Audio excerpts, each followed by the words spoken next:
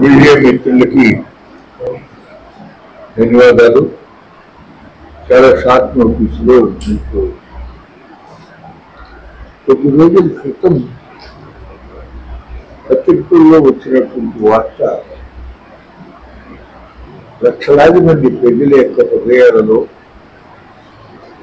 ప్రత్యేకించి ప్రజాస్వామ్యవాదులు,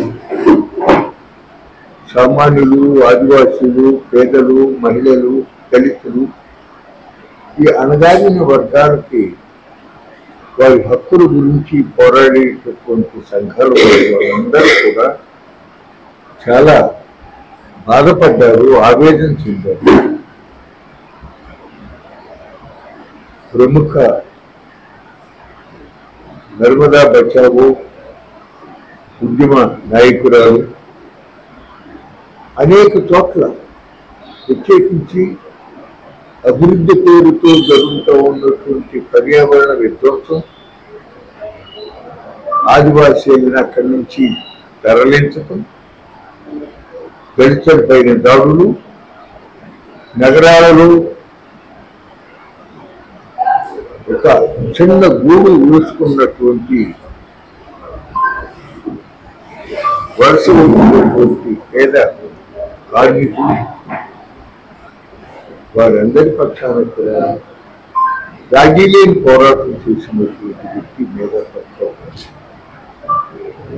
ఆవిడ నర్మదా బచావో ఆందోళన సందర్భంగా ఆ నర్మదా సర్దార్ సరోవర్ డ్యాం కట్టడం వలన ఏ విధంగా ఆదివాసీల యొక్క మనుగడకి నష్టం జరుగుతుంది, ప్రమాదం జరుగుతుంది, మరి వాళ్ళకి న్యాయం చేయకుండా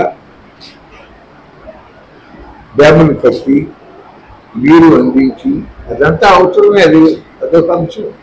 కానీ అదే సమయంలో ఈ ఆదివాసీల హక్కులు కూడా పరిరక్షించబడాలి అనేటటువంటి ఒక సుదీర్ఘమైన పోరాటం చేసిన ఫలితంగానే అనంతర కాలంలో నిర్వాసితుల యొక్క సమస్యలను కూడా తప్పనిసరిగా పరిష్కరించాలి అనేటటువంటి విధానం కూడా రూపొందింది.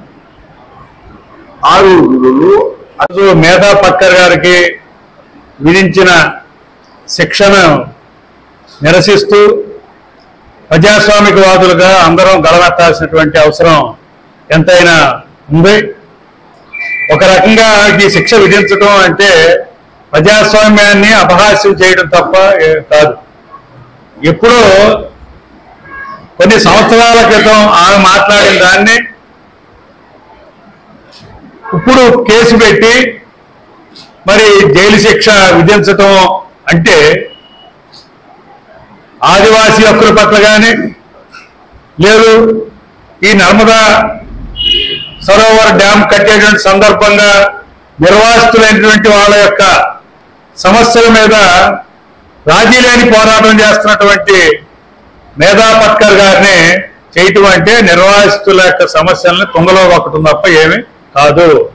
ఇది ఒక రకంగా మేధా పట్కర్ గారి వ్యక్తిగా ఉండొచ్చు, కానీ వాళ్ళకి నిర్వాసితుల పట్ల ఈ ప్రభుత్వానికి ఏ రకమైనటువంటి నిర్లక్ష్యం ఉంది, ఏ రకమైన వైఖరి అవలంబిస్తున్నారనేది మనకు స్పష్టం అవుతుంది.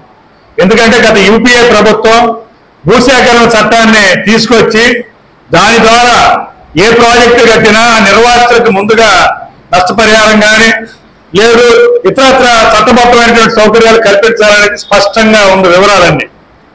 కానీ మహారాష్ట్ర ప్రభుత్వం కానీ, గుజరాత్ ప్రభుత్వం కానీ, మధ్యప్రదేశ్ ప్రభుత్వం కానీ వాళ్ళెవరూ దీన్ని కనీసంగా పాటించకుండా, దాన్ని అమలు చేయకుండా ఈ రకంగా వీళ్ళ హక్కులన్నింటినీ కూడా ఈ రకంగా కాల్కులేట్ చేస్తా ఉన్నారు. ఒక రకంగా కార్పొరేట్ కంపెనీలతో కుమ్మక్కై ఈ రోజున ఈ నిర్వాసితుల యొక్క హక్కుల్ని కాలరాస్తా ఉన్నారు. ఇది ప్రజాస్వామ్య హక్కులు కాలరాయడం తప్పే కాదు. వాస్తవంగా మేధా పట్కర్ గారి జరుగుతున్న సందర్భంలోనే అరుంధతి రాయ్ గారికి కూడా ఈ మధ్యన మనం చూస్తున్నాం. ఆమె ఎప్పుడో చేసిన ఉపన్యాసాన్ని ఇప్పుడు రంగంలోకి తీసుకొచ్చి ఆమె ఏదో రాజద్రోహం పేరుతో ఈ రోజున ఆమె మీద కేసు పెట్టి ఆమెను కూడా రకరకాలుగా వేధించే ప్రయత్నాలు చేస్తున్నారు. అంటే మోడీ గారు మూడోసారి అధికారంలోకి వచ్చారు. వాస్తవంగా నన్ను జూలై 1వ తారీఖు నుంచి 3 న్యాయ చట్టాలని రంగంలోకి తీసుకొచ్చారు. గతంలో ఏవైతే వాళ్ళు పాస్ చేశారో వాటిని పైకి రాజద్రోహం, దేశద్రోహం ఇట్లాంటి పేర్లు తీసేసినప్పటికీ ఇంకా మరింత కఠినతరం చేసి వాస్తవంగా ప్రజలకి ఉపయోగపడే పద్ధతిలో బ్రిటిష్ వాళ్ళు చేసిన చట్టాలని ఇప్పుడు ప్రజలకి కాస్త కూస్తూ ఉపశమనం కలిగించే పద్ధతిలో సరళీకరణంగా ఉండాలి. కానీ ఆ చట్టాలను పైకి పేర్లు మార్చి మరింతగా కఠినమైన పద్ధతులు ఈ రోజున చేస్తా ఉన్నారు. ఇది ప్రజాస్వామ్య హక్కుల్ని కాలరాయటం, ప్రజాస్వామ్య ఉద్యమాలని గొంతు నొక్కటం తప్ప వేరే కాదు. అందుకనే వడ్డే సోమనాథేశ్వరరావు గారు ఈ రోజున ఈ అంశం మీద ఏర్పాటు చేసిన దానికి మార్క్సిస్ట్ పార్టీ తరఫున మేము కూడా మా పూర్తి సంఘీభావాన్ని ప్రకటిస్తున్నాం. ప్రభుత్వం ఇటువంటి చర్యలకు పాల్పడకుండా భవిష్యత్తులో అయినా కానీ ఇటువంటి చర్యలకు పాల్పడకుండా చూడాలని ఈ సందర్భంగా డిమాండ్ చేస్తున్నాం. ఈ ప్రజాస్వామ్య ఉద్యమాల పట్ల, ప్రజాస్వామ్య హక్కుల పట్ల, పునరావాస బాధితుల పట్ల సరైన పద్ధతిలో వ్యవహరించడం సముచితంగా ఉంటుందని కూడా ఈ సందర్భంగా మేము భావిస్తా ఉన్నాం.